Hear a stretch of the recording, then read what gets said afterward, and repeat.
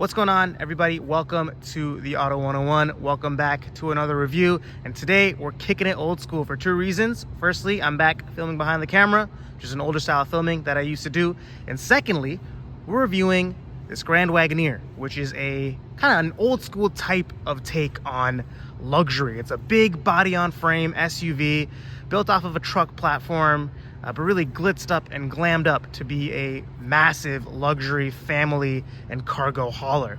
Now, there's big competition in this segment that everybody knows. The Escalade and the Navigator, they have been around for a long time, have really established themselves as worthwhile luxury nameplates. The Grand Wagoneer is fairly new, and it's kind of Jeep / Chrysler Group's take on that concept. So let's check it out and see if it lives up to the hype of the Escalade and the Navigator.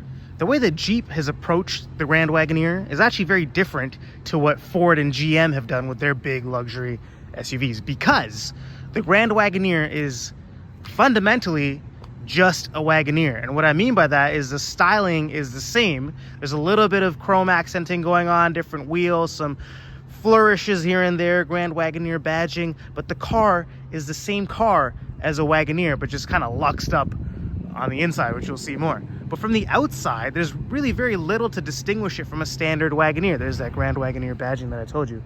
This is different to Ford and GM because the Escalade and the Navigator are substantially different styling-wise to their mainstream siblings, like the Tahoe and the Expedition. But the Grand Wagoneer is not that different to the standard Wagoneer. And I think that's kind of working in against the Grand Wagoneer's favor, because on the road, it doesn't have the same curb appeal as the Escalade and the Navigator. It's still a big, burly SUV, so that still looks imposing, but maybe not as luxed up or as glamorous as the Escalade or the Navigator. But if we just look at the styling from a styling perspective, I think it looks pretty good. You could kind of see a family resemblance to other Jeep models. I see a little bit of Ram in here. Looks very good, looks sleek and modern. One thing I don't like is the fact that the pillars aren't blacked out. Just personally not a fan of that, but all in all, it's a good large SUV and it looks imposing, and that's really important in this classic car. So, and to add to kind of the confusion within the Jeep lineup, another time that they've used this standard model and then grand version of the standard model is within the Cherokee and the Grand Cherokee. But those are two completely different cars on two completely different platforms. The Wagoneer and the Grand Wagoneer are the same. So it's a little bit perplexing as to why Jeep went with this approach. But let's forget about all that. Let's go into the inside and talk about all the features, because this car is absolutely loaded.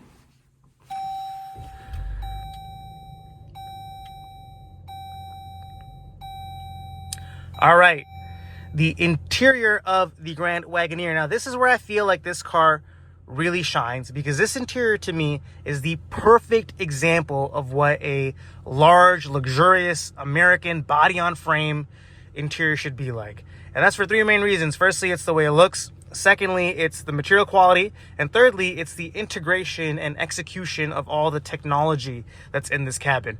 And firstly, let's start off with the way it looks. You can see it in front of you right here. Looks are subjective, so I'll let everybody form their own opinions. But to me, this is a really good looking interior. It's very traditional. A hard line on the top, all the technology and screens below that, some depth in the wood trim here with the way that it kind of cuts into the dashboard. I like the way that the center dash flows into this center console element here. I like how it flows into the doors. They're not really pushing the envelope with the design. It's not very screen heavy like the Escalade or the Navigator, but it's just a nice, clean, classic interior, and I enjoy that, and I think it's done very well here stylistically.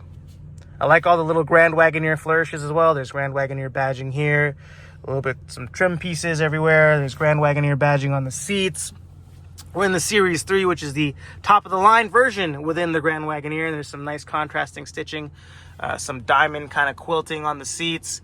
Just a really nice looking interior, and that kind of flows into my next point, which is material quality. And I was actually very surprised with the quality of materials in this Grand Wagoneer. It's a really, really nice set of materials. There's very soft leather on the top. I mentioned that contrasting stitching looks nice, feels good. The wood trim here, I'm not sure if it's real wood or plastic, but it definitely feels like a very high quality piece of trim, regardless of what the material is. The seats are also of a really nice leather. I think these are a special leather because we're in the Series 3. I'll put the name of the leather down here. But the Series 3 has a bougier leather than other Grand Wagoneer models as well. And also the door cards in the front and back are of the same quality. Leather and soft touch materials everywhere.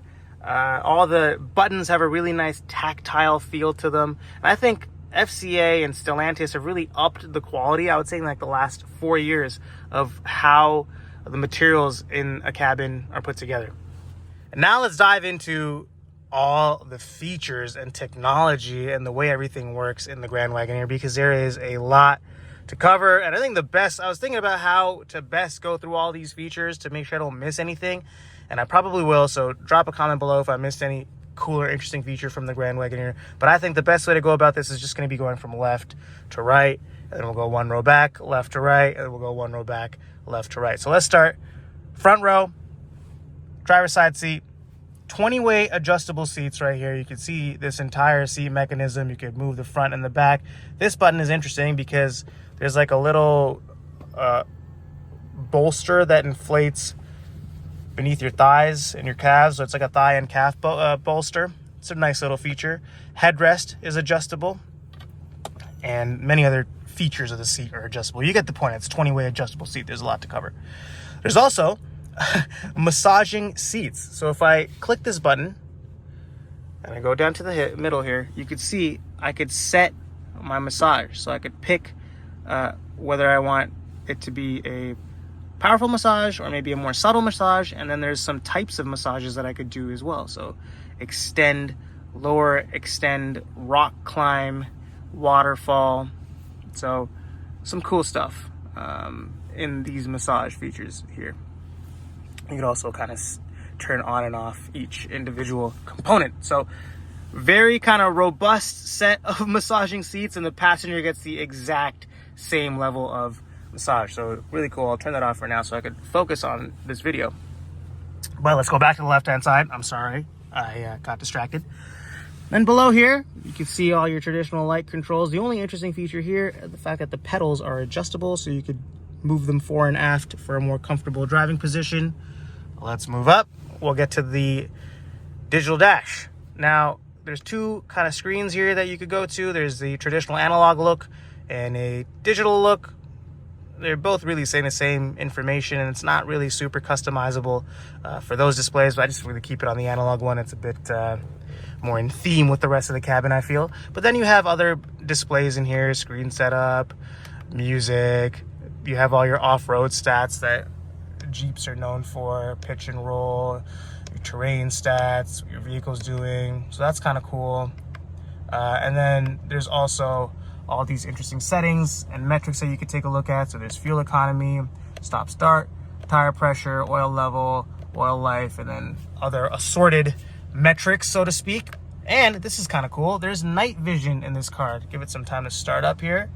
But basically this is useful at night when maybe it's a little bit dark. This is like a little infrared camera. It's daytime right now, so not super useful, but you get the idea of what that night vision does. A cool little feature to have. So yeah, a good digital dash, good controls on the steering wheel here. They look like capacitive touch buttons, but they are indeed physical buttons, which I like. They're just easier to use. There's a gear limiter here, which can hold you into certain gears. Cruise control, all the modern active safety features that you would imagine on this. So adaptive cruise, lane keep assist, blind spot warning, etc., etc. And I think this is actually a really good system. It keeps you in the lane well. It doesn't kind of bounce you around from line to line like some systems.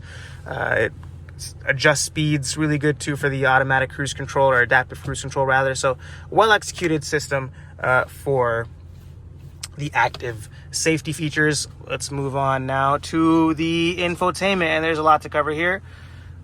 Each seat in the front has three-way heating. Three-stage heating, I mean. So you see there's 3 levels of seat heat. Likewise, there's also cooling for both the front passenger seats. So there's 3 stages of front seat cooling. And you'll see the zone button in the middle.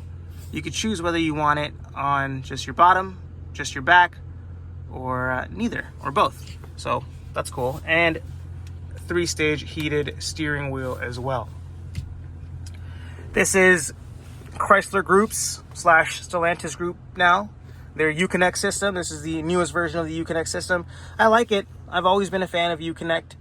They lay out all the features really well in this kind of grid-like display. And there's a good amount of features in here. I kind of covered some of them already, and we'll cover some more when we go into the back seat. But an interesting one to call out here for me is the fam cam feature, which is a good feature for large families. This is a 7-seater vehicle, so obviously there's going to be a lot of people in the back. And if you want to keep a close eye on what's going on in your car, click on the fam cam. It shows you all the seats in the car, and then you could click on an individual seat, and it'll zoom in on that seat on the right-hand side there to show you exactly what's going on. So this is a convenient feature if you want to make sure your kids are doing okay. If there's like a dog or something in the back, and make sure that the dog is okay. This is a nice, clever feature.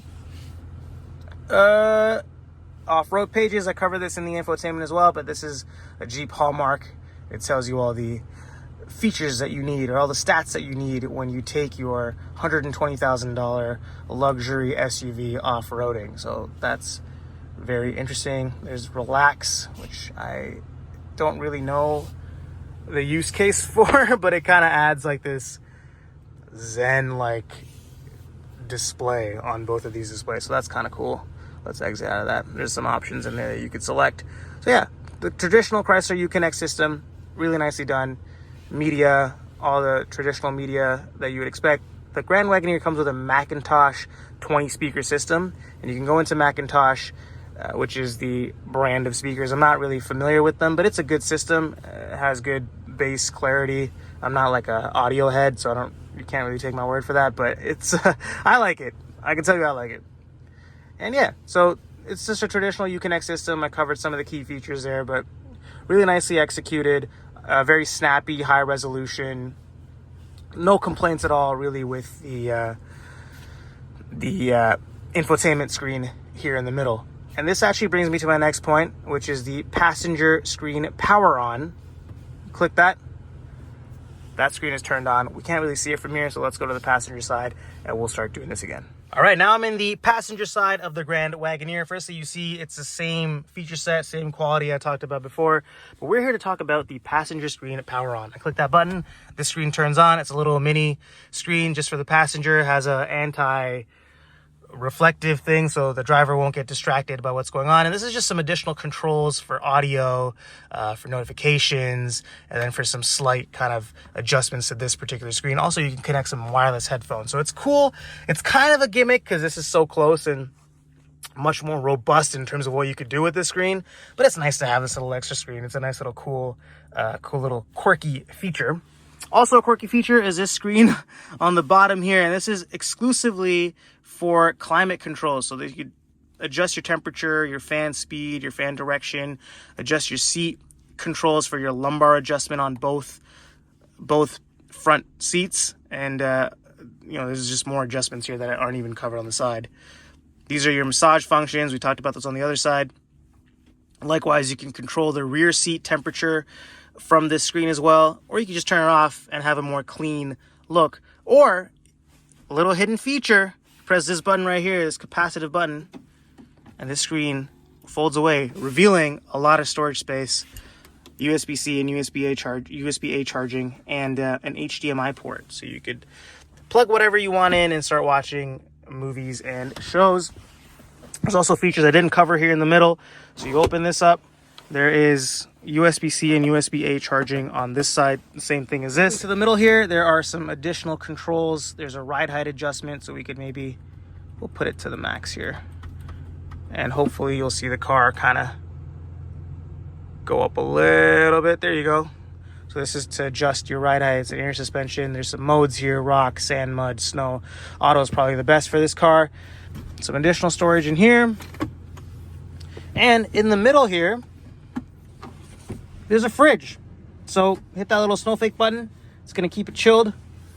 So any drinks, any food you wanna bring from home on a road trip, perfect spot to put it in here. And all of this is surrounded by that very nice, soft leather and wood that I talked about. Moving up to the top, there's a very elaborate set of controls for the two sunroofs, moonroofs. I don't even know the difference, to be honest, in this car. There's a panoramic roof above the first 2 rows, and then a secondary sunroof in the 3rd row. And then these are all the controls to adjust that, adjust the sunshade, move it, tilt it, whatever you want to do is all done through this. You could also turn off your lights, open your trunk, and do other assorted features from up here. So that about covers it for the front of the Grand Wagoneer. Feature-wise, like I promised, there's a lot. So let's go to the 2nd row. All right, so 2nd row, you could also take advantage of these nice running boards. Firstly, I just gotta say, the 2nd row is amazingly comfortable. It's almost the same comfort level as the front row. Same quality materials, a nice sunshade here. Very soft Macintosh speakers on the bottom. And another screen. So this is now screen number, what is this? This is screen number 5. There's 4 screens in the front. This is the 5th screen. And this is to adjust all the climate controls specifically for this rear seat, which is nice. It also has 3 stages of seat heating and 3 stages of seat cooling, which is a really good feature to have for a 2nd row. I mean, that's real luxury right there, in my opinion. So very cool feature. Or you can just turn the screen off. And then over here, there's some volts and outlets to plug in your MetaQuest headset. USB-C and USB-A charging back here as well, and then some adjustable vents. And plenty of storage space. And the same charging system as the front, with the USB-C, USB-A here in the centerpiece, which is basically mimicked from that front section right there too. And that basically covers the middle seat for this 7-passenger configuration of the Grand Wagoneer. So let's move now over into the 3rd row. To get into the 3rd row, step on the side sill. Definitely needed for this car. Press that little button, and then you're into the 3rd row. The 3rd row has the same level of quality as the first 2 rows, which is frankly amazing. So very nice quilted leather seats, contrasting stitching, a leather armrest right there, and a really good set of features too. So if we go here and we remove this cup, you'll see you could adjust the backrest angle of the seat by using this button here. And then there's also USB-A and USB-C charging. So very well thought out 3rd row. There's no seat heating back there, but the 3rd row does get their own little mini sunroof / moonroof. So not all is lost. Very nice 3rd row in the Grand Wagoneer.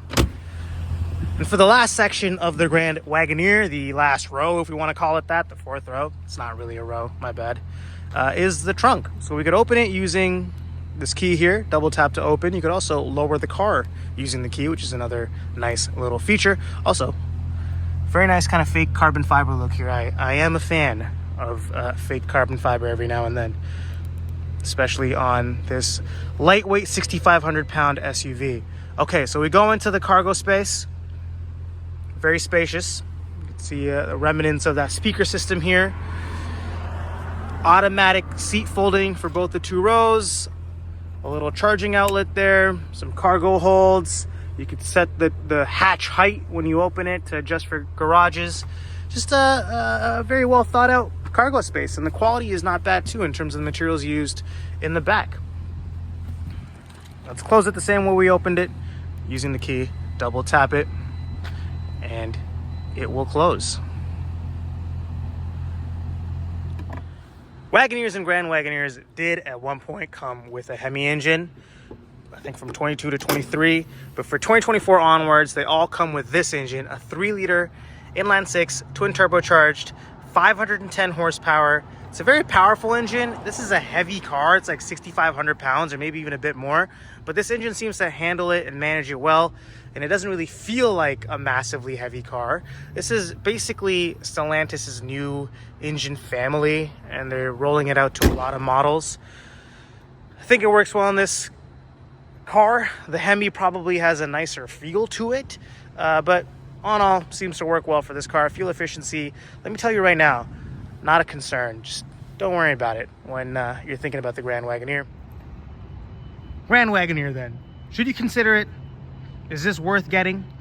I think as a luxury product, it's well designed because it has all the features you can need. materials are such a high quality, and it feels like just such a nice experience driving this big luxury barge with all those features. So it is really, really well executed. I think the styling lets it down a little bit. Jeep could have done more to distinguish the Grand Wagoneer away from the standard Wagoneer, more than just these kind of copper accents here and there, especially on this Series 3 model here, which is almost $120,000. I think it deserves to look a bit more special, but it still is special on the inside, and the experience overall is special. So I think this is a worthwhile competitor to the Escalade, a worthwhile competitor to the Navigator, and definitely worth putting on your list if you're looking at a large, luxurious American SUV with a ton of space for 7 passengers and all the associated cargo. Thank you for watching the Auto 101. Hopefully this video was useful.